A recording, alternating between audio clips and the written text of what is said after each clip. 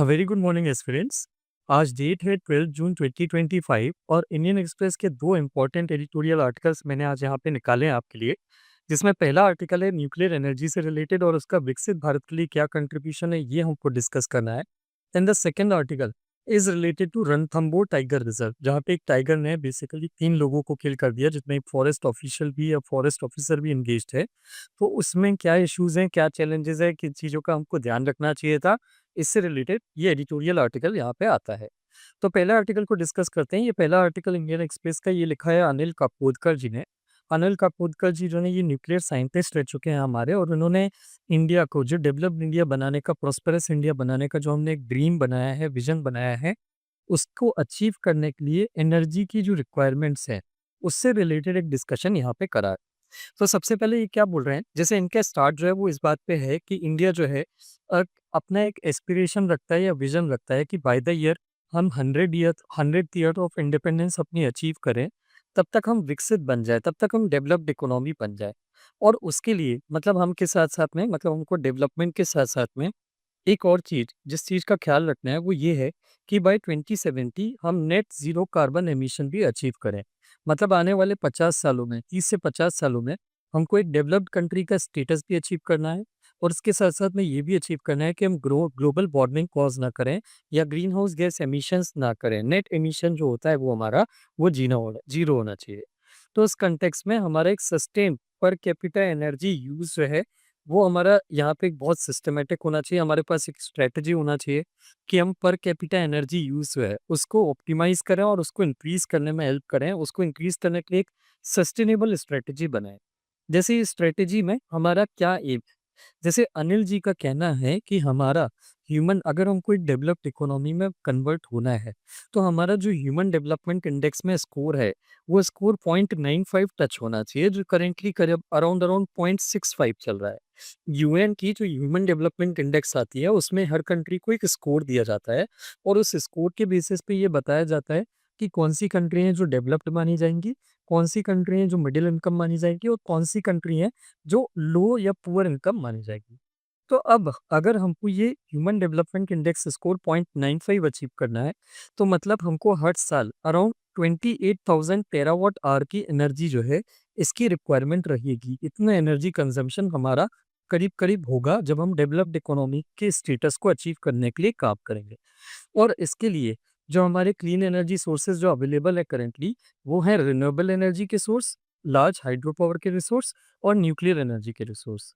इनमें से ये जो 3 सोर्सेज हैं, मतलब क्लीन एनर्जी के जितने रिसोर्सेज हम यूज़ करते हैं अभी एनर्जी को जनरेट करने के लिए, उसमें से न्यूक्लियर एनर्जी का कंट्रीब्यूशन एटलीस्ट 20,000 टेरावाट आवर्स होना चाहिए। मतलब 28,000 टेरावाट आवर्स में से 20,000 टेरावाट आवर्स एनुअली जो है, वो करीब-करीब इतना एटलीस्ट होना चाहिए न्यूक्लियर का। क्योंकि बाकी दोनों जो हैं, जो रिन्यूएबल एनर्जी और जो हाइड्रो पावर एनर्जी हैं, उनका कंबाइंड पोटेंशियल इंडिया में अभी 8,000 टेरावाट आवर्स से ज़्यादा नहीं जा पाएगा आने वाले कुछ टाइम में। तो इंडिया जो है हर साल अभी करेंटली जो है 9800 टेरावाट आवर्स एनर्जी अभी यूज़ करता है, जिसका 96% अभी सिर्फ फॉसिल रिसोर्सेज से ही आता है। और क्लीन एनर्जी जो है, अगर हमको डेवलप होना है, तो आने वाले टाइम में क्लीन एनर्जी को 70 टाइम्स ज़्यादा प्रोडक्शन करना पड़ेगा हमको, ताकि हम नेट ज़ीरो का टारगेट अचीव कर पाएँ। और एटलीस्ट उसका जो 70 टाइम्स जो इंक्रीज़ होगा क्लीन एनर्जी का प्रोडक्शन का, उसका 70% जो है ये न्यूक्लियर एनर्जी से आना चाहिए। तभी हम जाके हमारे क्लीन एनर्जी प्रोग्राम के टारगेट को अचीव कर पाएँगे, और जो नेट कार्बन एमिशन का जो टारगेट है, उसको हम अचीव कर पाएँगे। तो अब यहाँ पे इंडिया ने क्या स्टेप इसके लिए लिए हैं कि न्यूक्लियर पावर एनर्जी के कंज़म्पशन या प्रोडक्शन को बढ़ा पाएँ।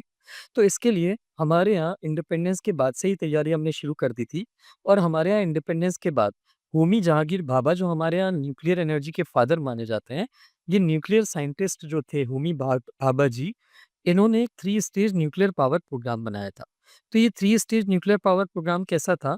इसमें हमारी पहली स्टेज में हम pressurized heavy water reactors use करेंगे, जिसमें पीएचडब्ल्यूआर न्यूक्लियर रिएक्टर्स यूज़ करेंगे।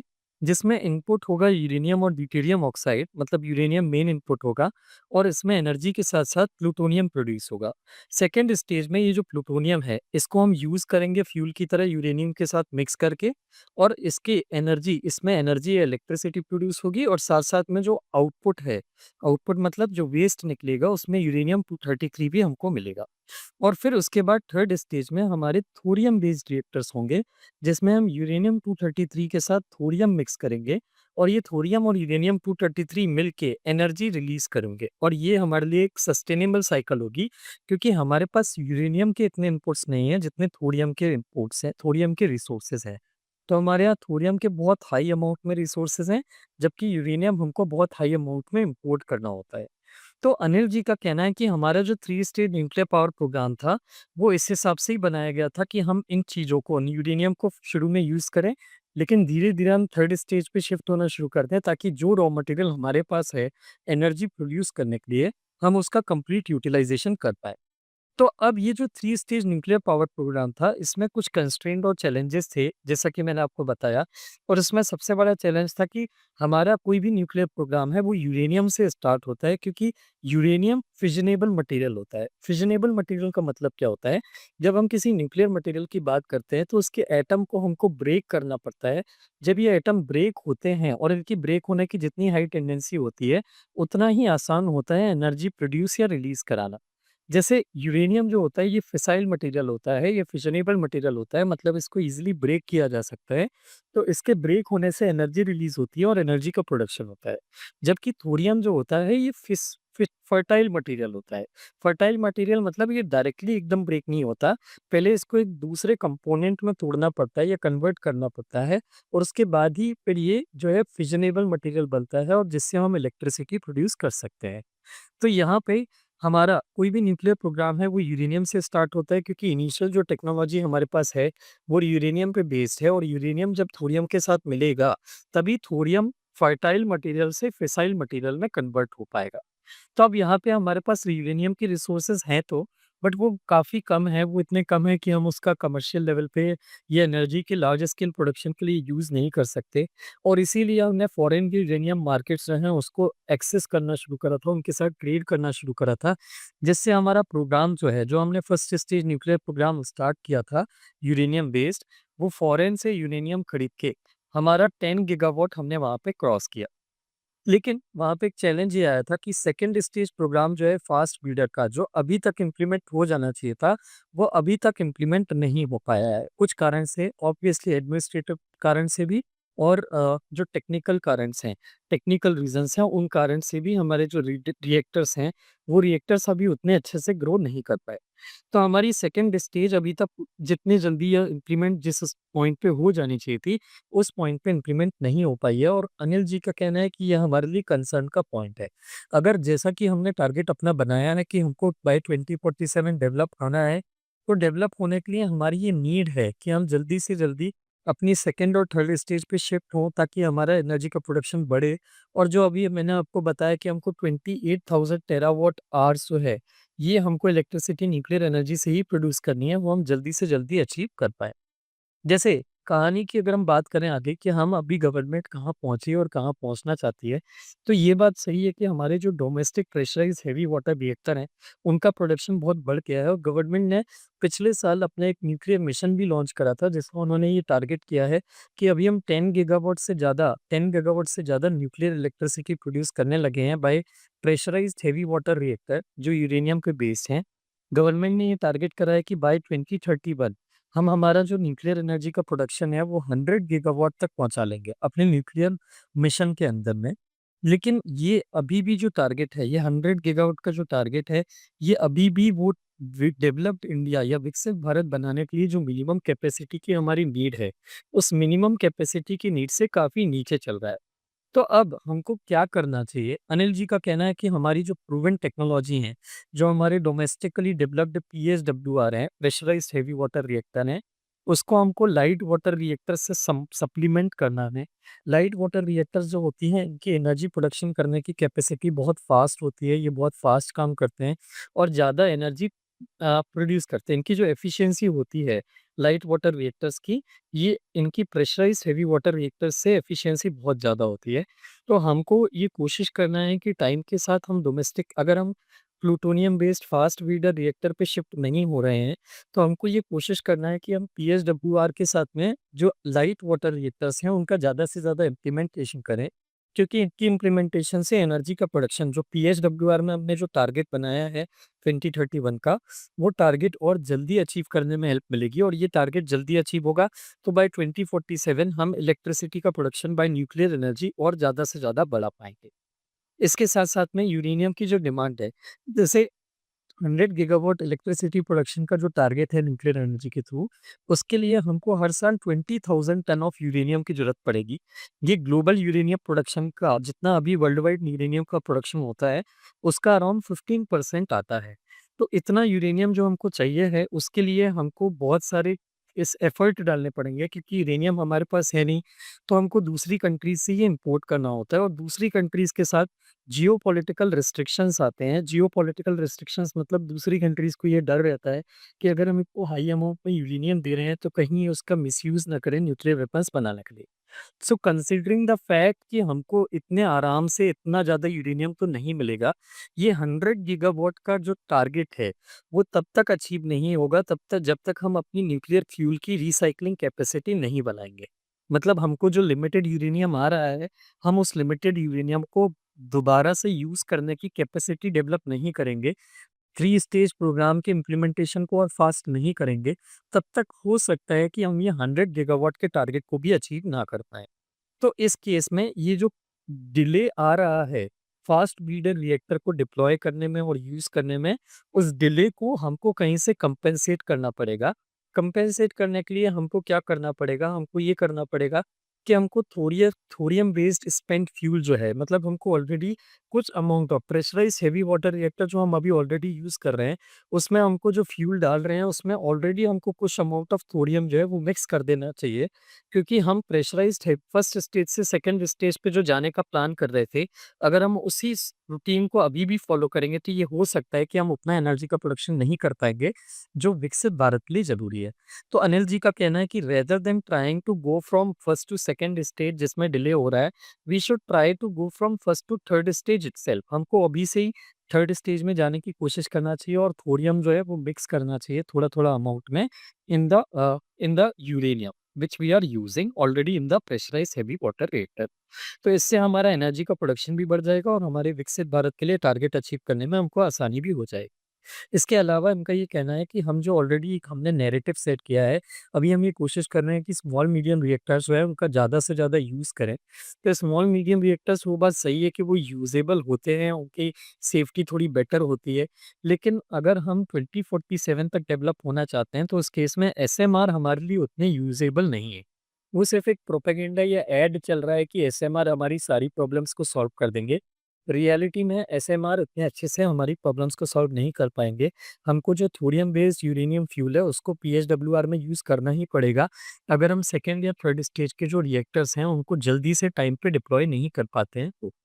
और यहीं पे अनिल जी एक फ्यूल भी इंट्रोड्यूस करते हैं। जैसे Anil ji being a nuclear scientist, इन्होंने एक फ्यूल डेवलप करा है हाई एसए लो एनरिच्ड यूरेनियम, और इसके साथ-साथ में एक अनील फ्यूल, जिसमें ऐसे बेसिकली यूरेनियम और थोरियम का एक मिक्स फ्यूल है जो उन्होंने खुद पर्सनली डेवलप किया है being in the capacity of researcher, जिसका यूज़ किया जा सकता है, जो ऑलरेडी डेवलपमेंट की स्टेज में है, जो आने वाले टाइम में जो ट्रेडिशनल यूरेनियम का फ्यूल है, उससे ज़्यादा एफिशिएंसी और एनर्जी का रिलीज़ करेगा।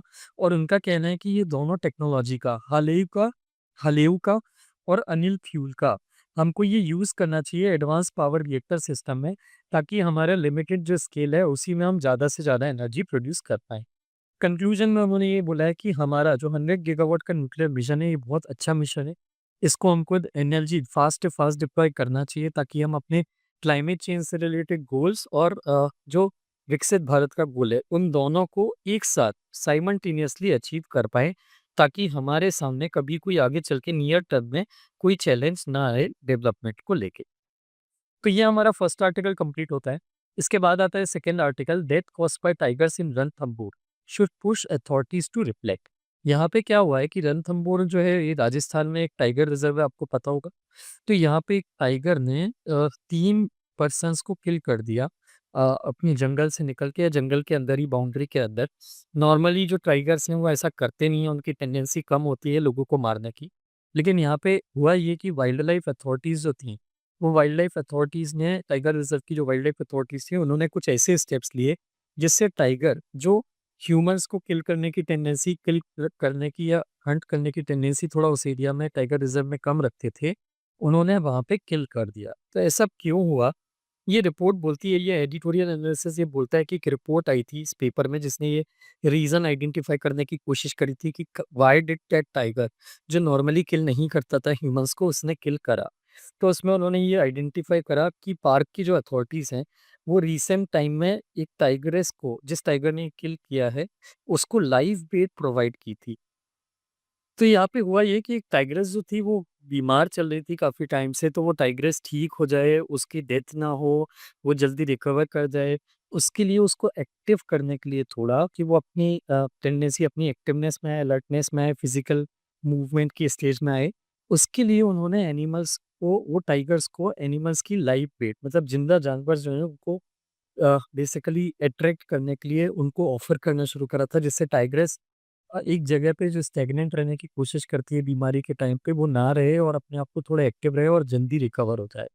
लेकिन इससे क्या हुआ वो जो टाइगर्स थे उनकी जो इन्हिबिशन थी, वो जो अपने ऊपर एक थोड़ा-सा इमोशनल रेस्ट्रिक्शन बना के रखते थे ह्यूमन्स को किल करने के लिए क्योंकि वो उनको खाना ला के देते थे टाइम टाइम पे, वो उनका जो इन्हिबिटरी कंट्रोल था टाइगर का उनके ऊपर से वो छूट गया और उन्होंने 3 ऑफिशियल्स को किल कर दिया।